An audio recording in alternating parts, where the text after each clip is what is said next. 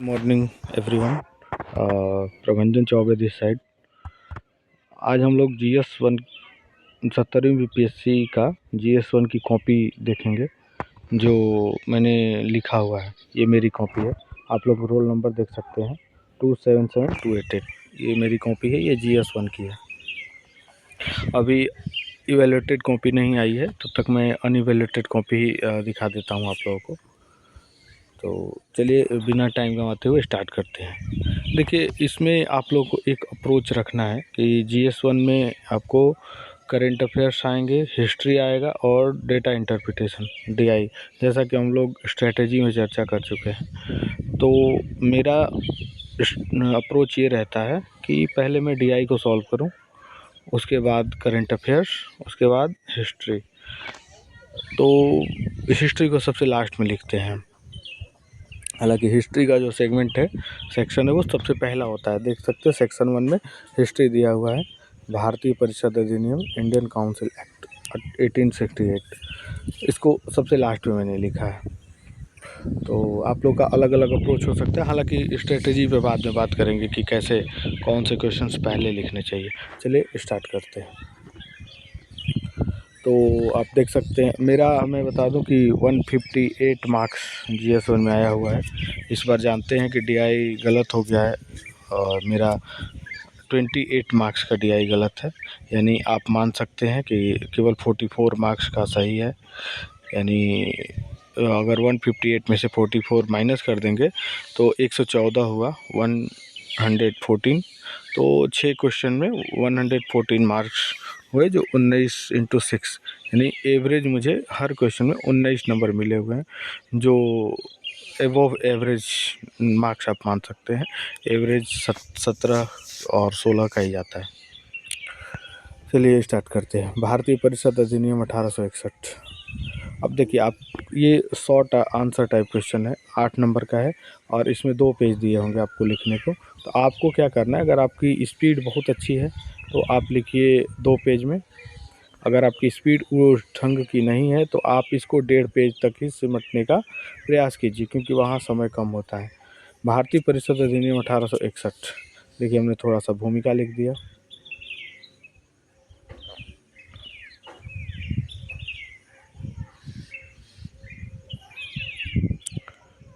उसमें देखिए कुछ नहीं पूछा है कारण, लेकिन कारण ऐड किया क्यों आया था। 1857 विद्रोह के बाद प्रशासन को मजबूत करना, ब्रिटिश सहयोगियों को खुश रखना आदि। GS1 में आपका ग्रामर मिस्टेक थोड़ा बहुत रहेगा तो चलेगा, ऐसे में ग्रामर मिस्टेक नहीं चलता। आप देख सकते हैं मैंने कुछ ग्रामर मिस्टेक किया है। जैसे लागू में छोटा ऊ रहता है, बड़ा ऊ रहता है, मैंने छोटा कर दिया। देखिए, प्रमुख प्रावधान, पहली बार 1861 का प्रावधान बहुत ज़्यादा याद रहता नहीं है, 3-4 को मेन है, वही मैंने लिखा भी था। पहली बार भारतीयों को पूरक प्रश्न पूछने का अधिकार दिया गया। केंद्रीय विधायिका का विस्तार किया गया, 6 नए सदस्य जोड़े गए। पहली बार पोर्टफोलियो प्रणाली लागू की गई। लागू में बड़ा ऊ रहेगा। पोर्टफोलियो प्रणाली विकसित करने का मतलब है कि जैसे मंत्रिमंडल दिया जाता है ना, अलग अलग विभाग, अभी आज भी देखते हैं उसको पोर्टफोलियो बोलते हैं, अलग अलग विभाग।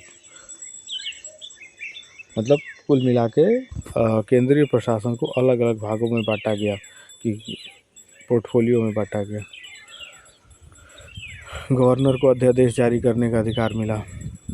हालांकि ये बढ़िया से 1935 के अधिनियम में आया, लेकिन 1861 में आ चुका था। सीमाएं, इसकी क्या ड्रॉबैक्स थी या क्या लिमिटेशंस थे।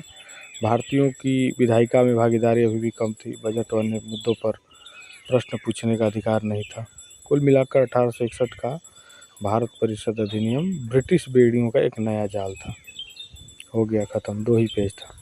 और नेक्स्ट टॉपिक जो है, भारत छोड़ो आंदोलन में बिहार की भूमिका। अच्छा, एक चीज़ और है, जैसे 1861 के जो परिषद है अधिनियम, 1861 का भारतीय परिषद अधिनियम है, इसमें अब कहीं मैप बनाने का मतलब औचित्य नहीं बनता। आप मैप नहीं बना सकते, तो मैप नहीं बनाया मैंने। और इसमें ज़बरदस्ती आपको चित्र या मैप नहीं ऐड करना है। चलिए अब दूसरा क्वेश्चन देखते हैं। पहले का B है, ये भी 8 नंबर का है। भारत छोड़ो आंदोलन में बिहार की भूमिका। हमेशा की तरह बिहार ने भारत छोड़ो आंदोलन में भी निर्णायक भूमिका निभाई। 9 अगस्त को राजेंद्र प्रसाद के, अब देखिए इसमें पॉइंट पॉइंट करके आगे बढ़ते जाइए कि बिहार की भूमिका क्या क्या थी। 11 अगस्त सचिवालय गोलीकांड, स्वराज ट्रेन पटना, शांति देवी ने सारण और सिवान के आसपास में ये एक्टिव थी। इन्होंने पुलिस को अपने तरफ करने का प्रयास किया था और कहा था कि पुलिस हमारा भाई है, इस तरह का नारा दिया। आज़ाद दस्ता का गठन जयप्रकाश नारायण और उनके सहयोगियों द्वारा नेपाल में किया गया था। आज़ाद दस्ता का भी ज़रूर, जब भी भारत छोड़ो आंदोलन में बिहार का जिक्र है उसमें आज़ाद दस्ता का गठन ज़रूर करें, आपका नंबर इम्प्रूव होता है।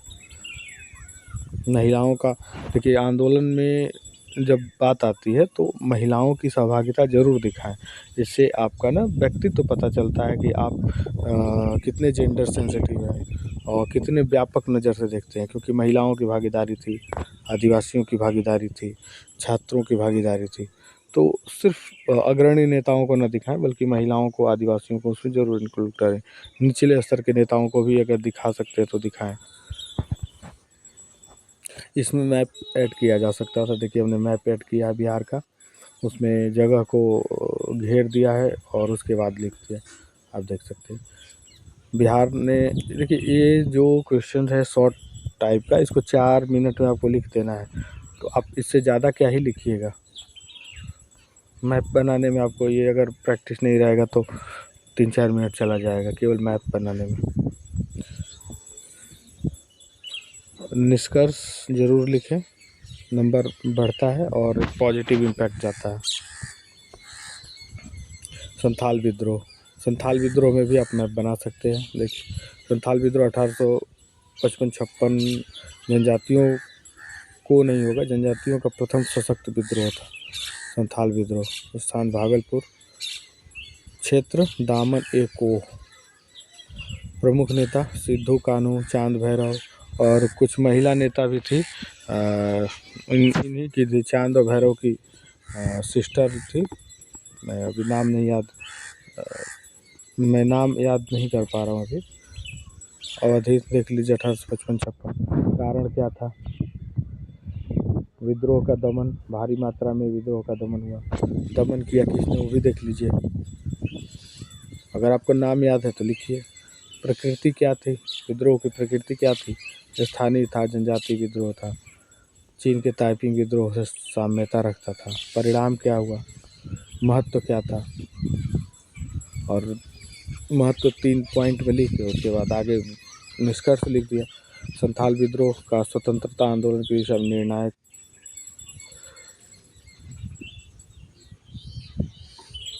संथाल विद्रोह स्वतंत्रता आंदोलन की दिशा में निर्णायक था। आप मतलब जगह नहीं है और भी लिख सकते थे।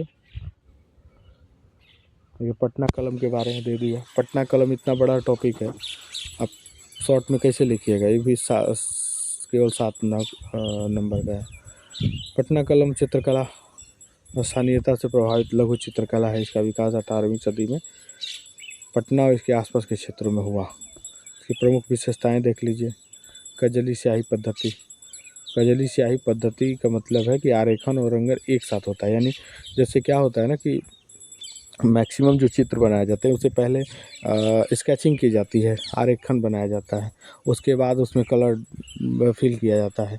इसमें क्या है कि स्केचिंग और कलरिंग दोनों एक साथ किया जाता है, तो ये थोड़ा सा अजीब है, मतलब यूनिक बनाता है इसको। इस पद्धति को कजली स्याही पद्धति बोलते हैं। ब्रिटिश शैली का जल रंग जो पद्धति है उसको लिया गया था। मुग़ल काल का जो पेंटिंग है उसको लिया गया था, जो कलर करने की प्रक्रिया थी उसको। और पुरुष शैली, इसको पुरुषों की शैली बोलते हैं क्योंकि ज़्यादातर इसके चित्रकार पुरुष भी हैं, हालांकि महिलाएं भी हैं, जैसे छन्नू बीबी करके, हालांकि कम है। चित्रों की प्राप्ति कहाँ से हुई है, ये जो है ना पटना, दानापुर के आसपास जो है, पटना में बहुत सारे जगह हैं जिसमें मच्छरहट्टा, लोधी कटरा, दीवान मोहल्ला, ये सब जो जगह है वहाँ पे है। दानापुर में भी, आरा में भी कुछ कुछ पाए गए हैं। इसका प्रसार मोतिहारी में भी कुछ कुछ देखा गया है। भागलपुर के क्षेत्र में भी इसका थोड़ा सा 1-2 जगह मिला है, बाकी उतना आप नहीं दिखा सकते। मेन रूप से पटना के आसपास से दिखाएंगे। विषय वस्तु क्या थी? आम लोगों के चित्र आम लोगों द्वारा बनाए जाते थे। इसकी सबसे महत्वपूर्ण विशेषता थी कि इससे किसी भी तरह का राजकीय संरक्षण प्राप्त नहीं था, और यही शायद कारण भी रहा इसके पतन होने का भी, क्योंकि ये आम लोगों का चित्र था, एकदम सामान्य जनता का, जो सामान्य जनता द्वारा ही बनाया जाता था। और चित्र भी उसी टाइप के, जैसे अभी देख लीजिए, मतलब जैसे मछली बेचती हुई औरत, हल चलाता हुआ किसान, या इसी तरह की सब्जी बेचती हुई महिला, सब्जी बेचता हुआ पुरुष, ऐसे ही था। प्रमुख देखिए, इसमें बॉर्डर और बैकग्राउंड का भी अभाव था। ज़्यादातर चित्रकार जब चित्र बनाते हैं तो उसे बॉर्डर देते हैं, जिससे इस चित्र का शेप और साइज निर्धारित किया जा सकता है, लेकिन इसमें बॉर्डर और बैकग्राउंड नहीं था, क्योंकि केवल चित्र ही दिखे, ऐसा था। प्राकृतिक रंग और ब्रश का प्रयोग, प्राकृतिक रंग और ब्रश का प्रयोग जैसे डिटेल में आप लोग जानते होंगे, कभी इस पे वीडियो बना दिया जाएगा। प्रमुख चित्रकार हुलास लाल, ईश्वरी प्रसाद, सोना बीबी, दक्षो बीबी। ये अगर आप देते हैं नाम महिलाओं का, तो आप दिखता है कि नहीं, आप जो है नॉलेज अच्छा रखते हैं, और महिलाओं के योगदान को भी आप ऊपर रखने का प्रयास कर रहे हैं। हिंदू मुस्लिम समन्वय, इसमें हिंदू चित्रकारों द्वारा मुस्लिम चित्र, जैसे यमुना प्रसाद द्वारा मुस्लिम निकाह। जैसे पतन हो गया, पटना चित्रकला का पतन हो गया, उसमें कुछ कुछ कमी, निष्कर्ष में थोड़ा सा लिख दिया। नेक्स्ट पे आते हैं, मौर्यकालीन कला एवं स्थापत्य कला। ध्यान देना है आपको, मौर्यकालीन जो क्वेश्चन पूछा जाए वही। मौर्यकालीन कला और स्थापत्य कला में आप देख लीजिए, स्थापत्य कला, और इसको हमने अलग अलग पार्ट में बांट दिया है। स्थापत्य कला NBPW, northern black polished where, northern उत्तरी काले मृदभांड, सुने होंगे। ये मौर्य कला की महत्वपूर्ण विशेषता थी। उसके बाद मूर्ति कला। स्थापत्य कला में राजा प्रसाद के बारे में बता दीजिए। स्तूप के, राजा प्रसाद का चित्र बनाने का समय नहीं था मेरे पास, नहीं बना। स्तूप के बारे में बता दिया आपने, थोड़ा सा चित्र बना दिया। उद्देश्य 4 प्रकार के होते हैं। स्तंभों के बारे में बता दिया, एकाश्म पत्थरों।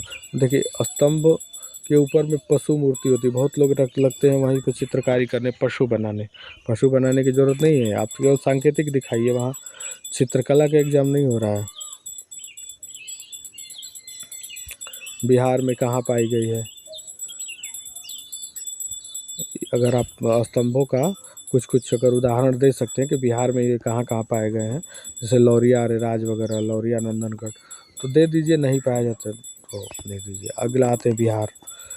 बिहार वो राज्य वाला बिहार नहीं, बिहार जो बौद्ध भिक्षुओं के रहने की जगह थी, और बौद्ध भिक्षु इसके अलावा आजीवक संप्रदाय के लिए भी रहने के लिए मौर्य राजाओं ने बनाए थे। इसकी महत्वपूर्ण विशेषता ये थी ना कि ये बड़े पहाड़ों को काट के और एक कमरों का आकार दिया जाता था। कभी बराबर की पहाड़ियों में आप गए होंगे, बराबर की पहाड़ी जहानाबाद डिस्ट्रिक्ट में है। मूर्तिकला इससे 2 टाइप की थी, इसमें एक राजकीय था, एक लोक कला था। काले मृदभांड हो गया ख़त्म। आगे आते हैं, देखिए 5 क्वेश्चन ख़त्म हो गए। अब आगे दूसरा जो क्वेश्चन है वो लॉन्ग में है, दूसरा क्वेश्चन लॉन्ग में है। तो दूसरा में 2 होते हैं, A और B। जो सॉल्व करना होता है, आप A पे वहाँ टिक करना होता है आपको।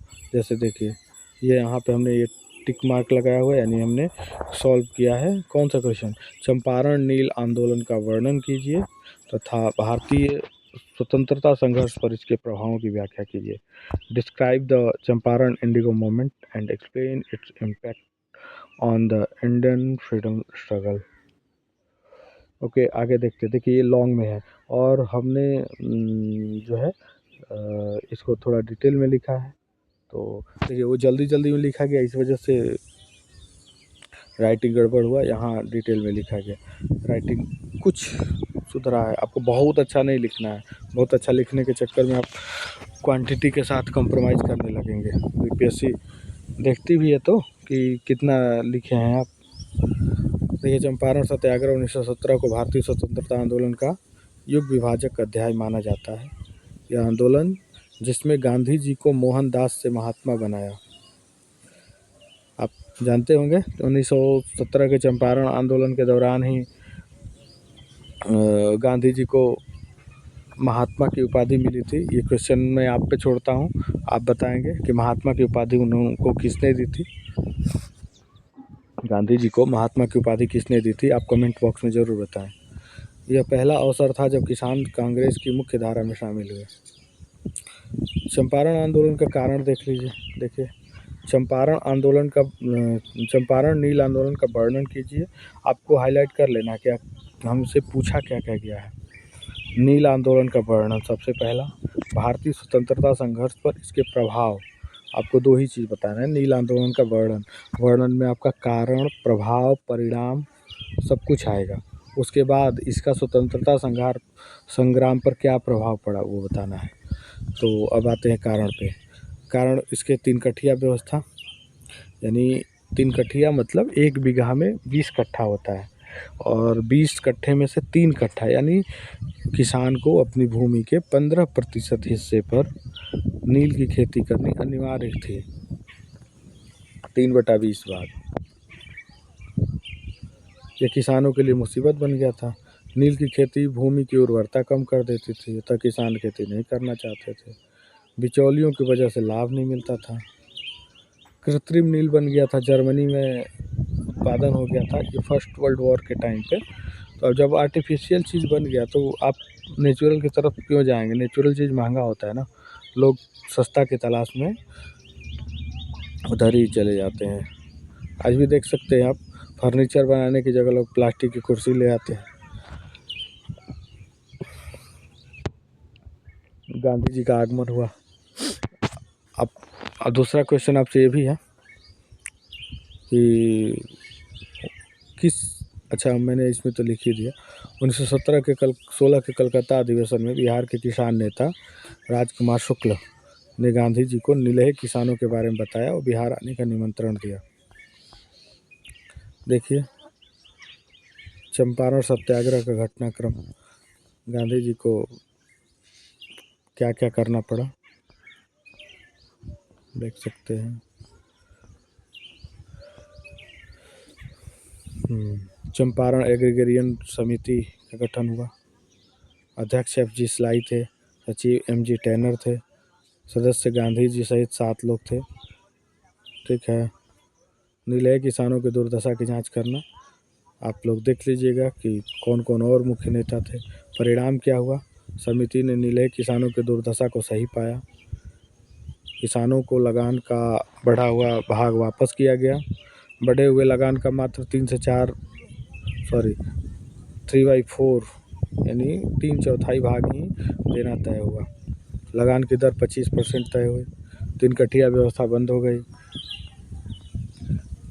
अब क्वेश्चन का दूसरा पार्ट, क्वेश्चन लिखने से ज़रूरी है कि आप क्वेश्चन ज़्यादा लिखें या कम लिखें, उससे ज़्यादा मैटर करता है कि आप क्वेश्चन की पूरी डिमांड को फुलफिल करें, क्या पूछा गया है आधा अधूरा ना छोड़ें। प्रभाव देख लीजिए, राष्ट्रीय आंदोलन की दिशा में इसके प्रभाव काफ़ी सकारात्मक रहे। गांधी जी को सत्याग्रह सिद्धांतों को परीक्षण करने का मौका मिला। जैसा कि सत्याग्रह सिद्धांतों की उपज उनको दक्षिण अफ्रीका में अपने आंदोलन के दौरान ही हो गई थी, लेकिन भारत में इसका परीक्षण नहीं कर पाए थे वो। 1917 में उन्होंने इसका परीक्षण किया। उन्होंने पाया कि लोग तैयार हैं, ज़रूरत पड़ने पे वो सत्याग्रह सिद्धांतों पर भी चल सकते हैं। और ये पूरे विश्व में पहला मौका था कि जब कोई व्यक्ति हिंसक रास्तों को छोड़ के अहिंसक रास्तों से अपने सत्याग्रह सिद्धांतों के जरिए अपनी बातें मनवाने के लिए अंग्रेज़ों के साथ लड़ा और वो सफल हुआ। अंग्रेज़ भौचक्के रह गए, उनके पास कोई हथियार नहीं। जैसे अगर कोई आपके सामने हथियार लेके आए तो आप उसे झगड़ा करेंगे, कोई आपके सामने हाथ जोड़ के आएगा तो कैसे झगड़ा करेंगे। उनके पास कोई विकल्प नहीं था, उनको बातें माननी पड़ी थी। 1920 के असहयोग आंदोलन में किसानों की प्रत्यक्ष भागीदारी चंपारण आंदोलन का परिणाम थी। आप पढ़े होंगे तो जानते होंगे कि 1905 के स्वदेशी आंदोलन में किसानों की भागीदारी उतनी नहीं थी। लेकिन 1920 का आंदोलन में कई रचनात्मक कार्य हुए। एक बड़ा आंदोलन बना, एक मंच मिला जिसमें कई राष्ट्रवादी नेता उभरे। राजेंद्र प्रसाद, नरहरि पारिक, किशोर प्रसाद, ये लोग बिहार के थे। गांधी जी की पहचान एक राष्ट्रीय नेता और किसान नेता के रूप में हुई। सत्याग्रह सिद्धांतों को बल मिला, जिससे आगे के आंदोलनों को फायदा हुआ। किसानों को ये लगा कि अगर हम ठीक से लड़ें तो सरकार हमारी बातें मान सकती है। राष्ट्रवाद का विकास हुआ, स्वतंत्रता संघर्ष को व्यापक नेतृत्व मिला। किसानों पर हो रहे अत्याचारों में कमी आई। समग्रतः कहा जा सकता है कि चंपारण नील आंदोलन स्वतंत्रता संघर्ष का एक महत्वपूर्ण चरण था। आज जब किसान इसी तरह के शोषण का शिकार हैं, वो आत्महत्या कर रहे हैं, ऐसे ही नेतृत्व की आवश्यकता है। देखिए, इसमें 6.5 पेज मिला था, हमने आंसर लिखा है 5.5 पेज में। 5.5 एक पेज ये हो गया, 2, 3, 4, 5 और ये आधा पेज, 5.5 पेज में। आपको ये ऐसे लिखना है, 5 से कम नहीं, ज़्यादा हो जाए, क्योंकि आपकी कॉपी ना कॉम्परेटिवली चेक होती है, दूसरों के साथ देखा जाएगा ना। जैसे मान लीजिए आपके पीछे जस्ट पीछे आगे वाला लड़का 7 पेज में लिखा है, 6 पेज में लिखा है, 5 पेज में लिखा है, और आप लिख के आ गए 3 पेज में, तो कैसे होगा? ऑटोमेटिक आपका नंबर कम हो जाएगा। चलिए, दूसरा क्वेश्चन है कि बिहार की 19वीं शताब्दी के मध्य से आगे पश्चिमी शिक्षा के फैलाव का परीक्षण कीजिए। Examine the expansion of western education in Bihar from mid 19th century onward. तो यही हमने लिखा है। महात्मा गांधी के रचनात्मक कार्यों का आकलन कीजिए, ये भी शानदार क्वेश्चन है, आप इसको भी लिख सकते हैं। आप महात्मा गांधी के रचनात्मक कार्य में आप चले जाइए, जब से महात्मा गांधी का युग शुरू हुआ है। गांधीवादी युग कब से कब तक माना जाता है, आप कमेंट बॉक्स में बताएं। उनके जो आंदोलन हुए थे उसमें कुछ रचनात्मक कार्य हुए, जैसे विद्यालयों की स्थापना, हथकरघा का विकास, चरखा चलाना, सफाई, इसके अलावा पेड़ पौधारोपण, ठीक है, इसके अलावा शराब की दुकानों पर धरना, लोगों को मांस न खाने की सलाह, सत्य बोलना, ये सब रचनात्मक कार्य में आते हैं। लोगों को हिंसक रहने की सलाह, ये सारी चीज़ें। चलिए, बिहार शिक्षा की दृष्टि से प्राचीन काल से काफ़ी समृद्ध रहा है। हालांकि मध्यकाल व ब्रिटिश काल आते आते यह समृद्धि धूमिल पड़ गई। ब्रिटिश सरकार द्वारा जब पाश्चात्य शिक्षा का विकास किया गया, इसी क्रम में बिहार में भी विकास हुआ। और बिहार में पाश्चात्य शिक्षा के विकास को हमने 4 भागों में बांट दिया है। बिहार में ब्रिटिश सरकार द्वारा कैसे विकास किया गया, संस्थाओं द्वारा, व्यक्तिगत प्रयास हुए, इसके बाद 1947 के बाद यानी आज़ादी के बाद, क्योंकि यहाँ लिखा नहीं है 19वीं शताब्दी के मध्य से आगे। 19वीं शताब्दी से मध्य से आगे का मतलब है कि 1850 के बाद और अब तक 2026 तक क्या क्या कैसे विकास हुआ है। पाश्चात्य शिक्षा मतलब अंग्रेजी शिक्षा, फारसी शिक्षा, है ना। चलिए, ब्रिटिश सरकार द्वारा तो 1813 का अधिनियम पूछा तो 1850 के बाद से है, लेकिन हमने थोड़ा सा ऐड कर दिया। शिक्षा के लिए 1 लाख रुपए व्यय का प्रावधान किया गया। पटना, पूर्णिया, मुजफ्फरपुर में कई स्कूल खोले गए जो अंग्रेजी स्कूल थे। मैकाले का डिस्प्यूट बाद में आया, मैकाले घोषणा पत्र, और मैकाले मिनट्स के माध्यम से शिक्षा का माध्यम अंग्रेजी रखा गया। सेंट जोसेफ स्कूल पटना 1847 की स्थापना हुई। पटना कॉलेजिएट स्कूल देखे होंगे, वो भी 1835 में ही बना हुआ है। चार्ल्स वुड डिस्पैच, जिसको भारतीय शिक्षा व्यवस्था का मैग्ना कार्टा कहा जाता है, इसके द्वारा महिला शिक्षा, व्यावसायिक शिक्षा की बात की गई। स्थापना, इसमें कुछ कॉलेज स्थापित हुए, जैसे पटना कॉलेज 1863, पटना कलकत्ता विश्वविद्यालय 1857। उस टाइम पे पश्चिम बंगाल जो है बिहार का ही एक पार्ट हुआ करता था, या ये कहें कि बिहार भी पश्चिम बंगाल का पार्ट हुआ करता था। संयुक्त रूप से इसको बंगाल कहते थे। इसमें बिहार, झारखंड, उड़ीसा और पश्चिम बंगाल 4 बड़े राज्य थे।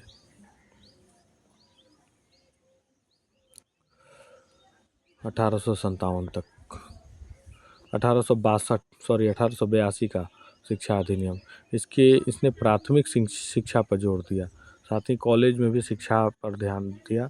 इससे बिहार में प्रभाव पड़ा। अब देख लीजिए, कुछ उदाहरण हमने दे दिया है। 1887 में TBN कॉलेज, ठीक है। आगे चलते हैं। 1904 का विश्वविद्यालय अधिनियम, पटना यूनिवर्सिटी 1917 में, पटना पशु चिकित्सालय, पटना, मुजफ्फरपुर, भागलपुर आदि में कई अंग्रेजी स्कूल खोले गए। संस्थाओं द्वारा इसका विकास किया गया।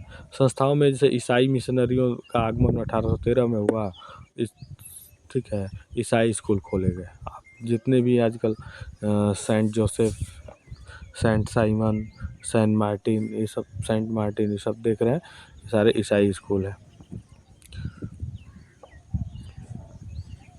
आर्य समाज द्वारा सभी स्कूल जिलों में DAV खोला गया। तो आर्य समाज, जो DAV स्कूल का मतलब है कि इसमें इसका फुल फॉर्म है दयानंद एंग्लो विद्या। तो इसमें अंग्रेजी शिक्षा जो है दी जानी शुरू हुई थी। अंग्रेजी। ब्रह्म समाज द्वारा राजा राम मोहन राय सेमिनरी की स्थापना, इसमें भी अंग्रेजी शिक्षा दी जाती थी। अब व्यक्तिगत प्रयास कुछ थे, जैसे मोहम्मडन अरेबिक एंग्लो स्कूल की स्थापना अली इमाद द्वारा, खुदा बख्श ओरिएंटल लाइब्रेरी आदि, मुजफ्फरपुर साइंटिफिक सोसाइटी। 1947 के बाद देखिए, आज़ादी के बाद कई स्कूल कॉलेजों की स्थापना हुई। IIT Patna, NIT Patna, AIIMS Patna, सभी जिलों में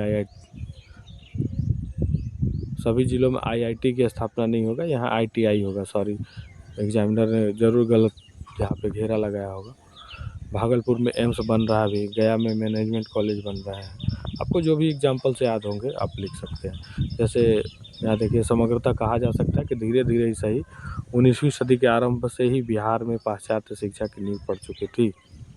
बिहार के विकास को रफ्तार देने हेतु रोजगार परक शिक्षा व कौशल आधारित शिक्षा के विकास की अत्यंत आवश्यकता है। उसको वर्तमान निष्कर्ष को वर्तमान से जरूर जोड़िए।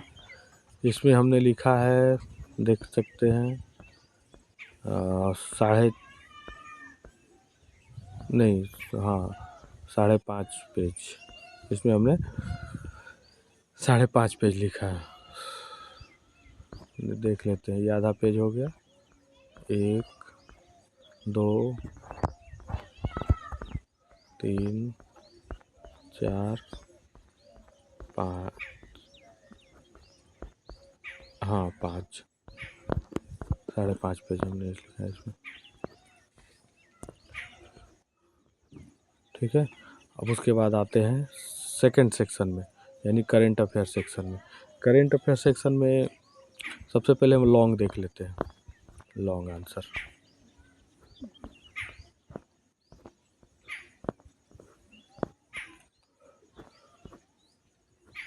क्योंकि करेंट अफेयर सेक्शन को हमने सबसे लास्ट में लिखा था, मतलब देखिए इसमें भी आपको देखना होगा कि कौन सा सेगमेंट हम पहले लिखें। उसके बाद ये देखना होगा कि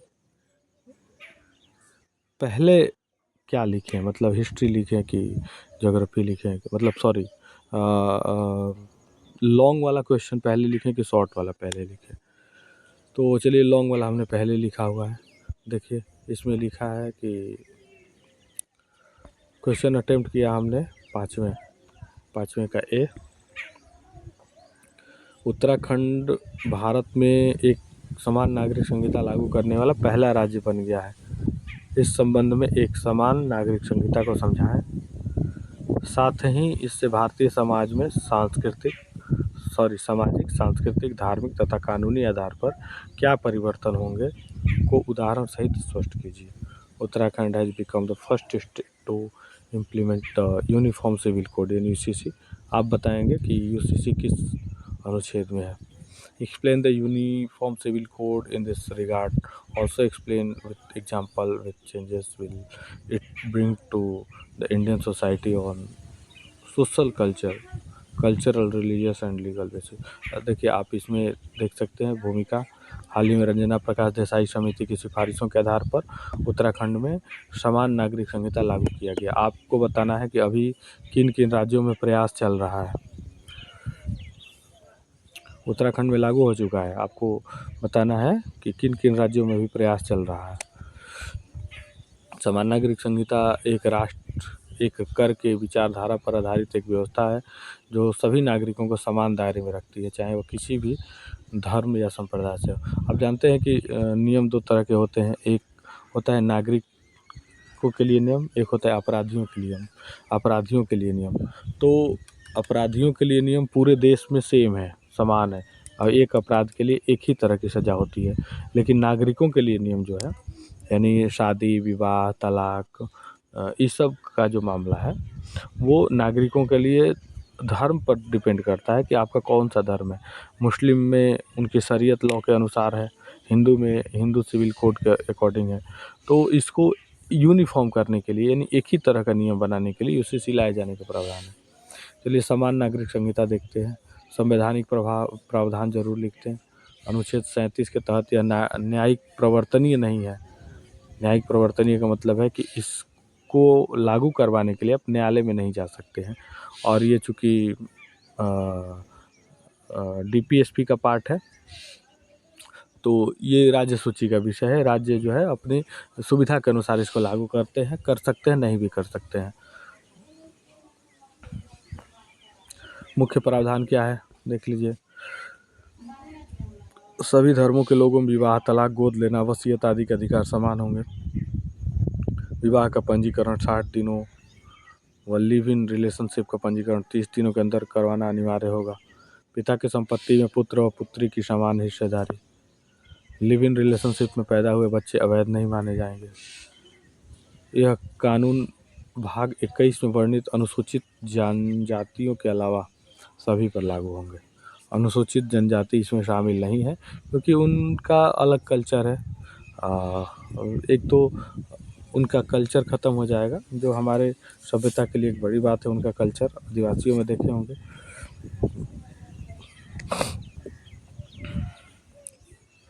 समान नागरिक संहिता संबंधित सुप्रीम कोर्ट का वाद पूछा नहीं है, हमने लिख दिया। शाहबानो मामला 1885, सरला मृदुल केस 1995, सायरा बानो मामला 2017, शबनम हाशमी मामला 2023।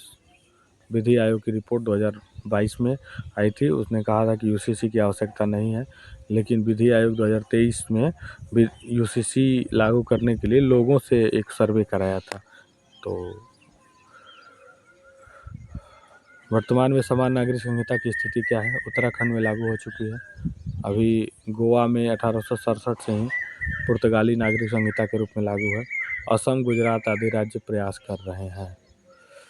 समान नागरिक संहिता यानी यूसीसी का विभिन्न प्रभाव। मुस्लिम शरीयत कानूनों के अनुसार जो नियम है वो समाप्त हो जाएंगे। 3 तलाक, हलाला आदि प्रथा। हिंदू समाज में भी महिलाओं को संपत्ति संबंधित अधिकार प्रदान किए जाएंगे। लिव इन रिलेशनशिप जो अभी तक वैध नहीं था, उसे वैधानिक मान्यता मिल जाएगी। शादी तलाक गोद विरासत आदि सभी दीवानी नियम सभी धर्मों के लिए समान होंगे। लैंगिक समानता स्थापित हो सकेगी जो अति आवश्यक है। अब लैंगिक समानता कैसे स्थापित होगी? महिलाओं को संपत्ति में अधिकार मिलेगा, समान अधिकार मिलेगा। धर्म और संस्कृति की आड़ में जो कुप्रथाएं समाप्त हो जाएगी। माननीय प्रधानमंत्री जी ने अपने संबोधन में कहा कि वर्तमान समय समान नागरिक संहिता को लागू करने का आ गया है। इससे न सिर्फ लैंगिक समानता स्थापित हो पाएगी बल्कि कई कुप्रथाएं समाप्त होंगी। इन्हें लागू किए जाने के लिए सभी धर्म के लोगों, नेताओं और विपक्षी पार्टियों के साथ बातचीत आवश्यक है। इसे चरणों में लागू किया जाना चाहिए क्योंकि आवश्यक है।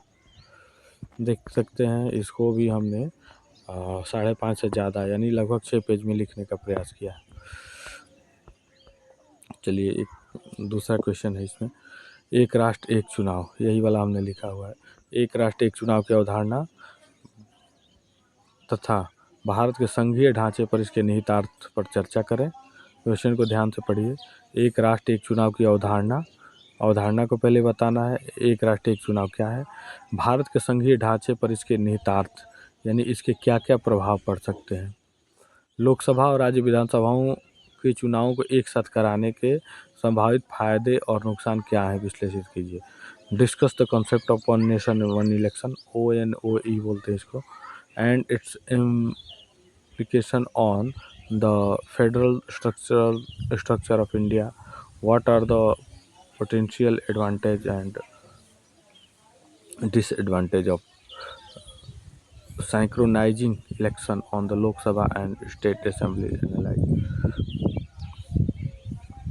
एक राष्ट्र एक चुनाव अवधारणा का तात्पर्य है कि राज्य में लोकसभा व सभी विधानसभाओं का चुनाव साथ में हो साथ ही स्थानीय निकायों का चुनाव भी कुछ समयांतराल में हो जाए।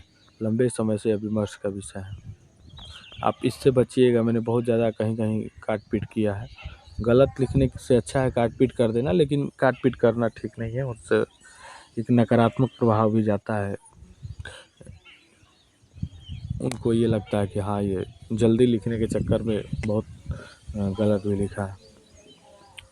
लोकसभा में 129वें संविधान विधेयक के रूप में इसे पेश किया गया है।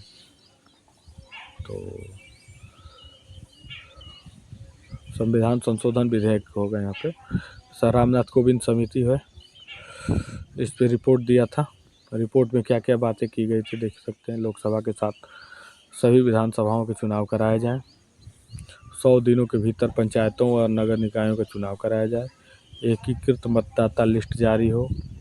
परिसीमन के बाद प्रथम एक साथ चुनाव 2029 तक किया जाना चाहिए।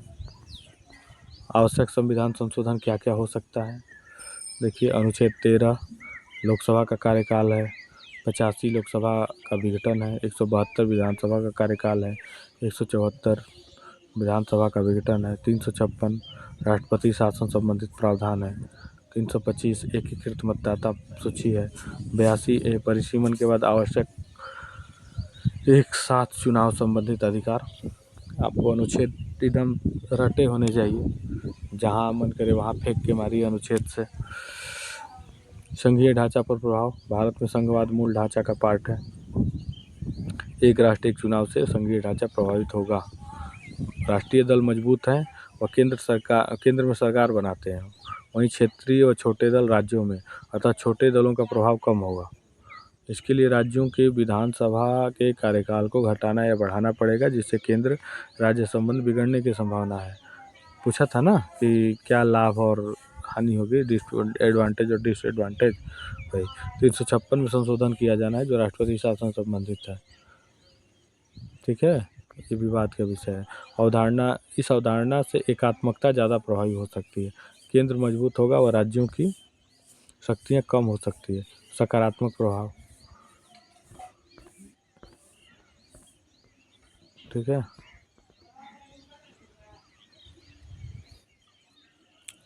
एक राष्ट्र एक चुनाव के लाभ। बारंबार चुनाव होने से राजनीतिक दल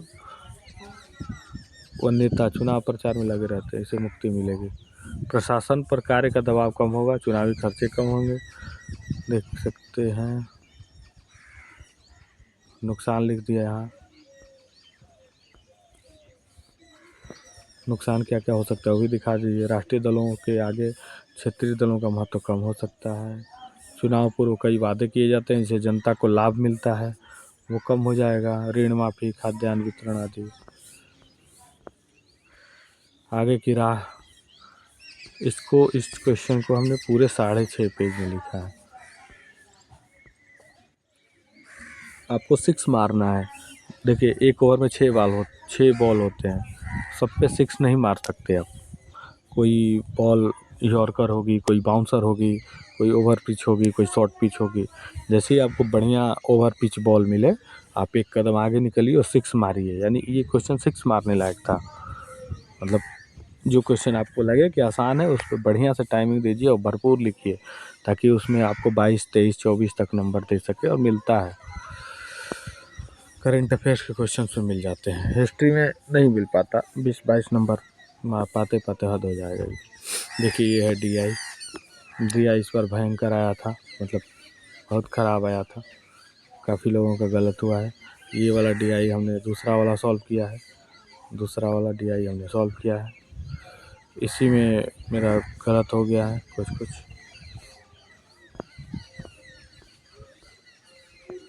DI आप देख सकते हैं क्या कैसे बनाया।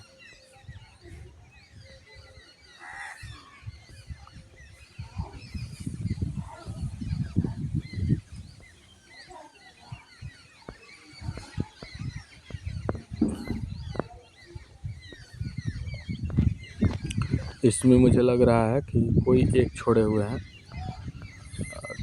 इसमें नहीं छोड़े हैं, मतलब एक गलत हुआ है। पहला वाला में DI में एक गलत हुआ है। दूसरा वाला DI जो है डेटा इंटरप्रिटेशन, उसमें ये ठीक है, भी ठीक है। इसमें 2 गलत है और एक छोड़ दिए थे, नहीं बन रहा था हमसे। देखिए ये D ऐसे छोड़ दिए।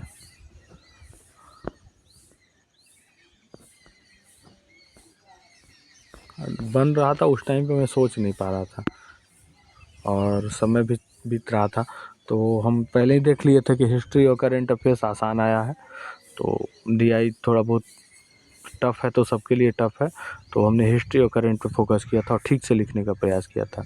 इसमें मुझे 58 मार्क्स मिला है। मैं आपको बता दूं कि इस बार GS1 का जो एवरेज मार्किंग हुआ है वो हुआ है 160-65 के आसपास। GS1 में ठीक ठाक नंबर मिलता है 170। आप बढ़िया से लिखिएगा, DI सही रहेगा तो 170, 75, 80 भी जा सकता है। मेरा 67वीं BPSC में 185 नंबर था, जो हाईएस्ट मेरा अभी तक हाईएस्ट है। और मतलब और भी नंबर आए होंगे। इस बार का जो हाईएस्ट नंबर है GS1 में वो 192 है शायद, वो जो रैंक 1 है श्रद्धा पांडे जी उनका है। ठीक है, थैंक यू सब्र करने के लिए। और हम लोग जो देखिए इसमें आप देख सकते हैं क्या पेज होता है। ये रफ़ पेज है, रफ़ पेज 72वां पेज है। इस पे नहीं लिखे हैं, बहुत लोग रफ़ पेज पे लिखे हैं। 71 भी रफ़ पेज है। आपको मिलता है टोटल 70 पेज लिखने के लिए। We have to complete 70 page in 3 hours. तो आपको क्वालिटी और क्वांटिटी दोनों मेंटेन करके चलना पड़ता है।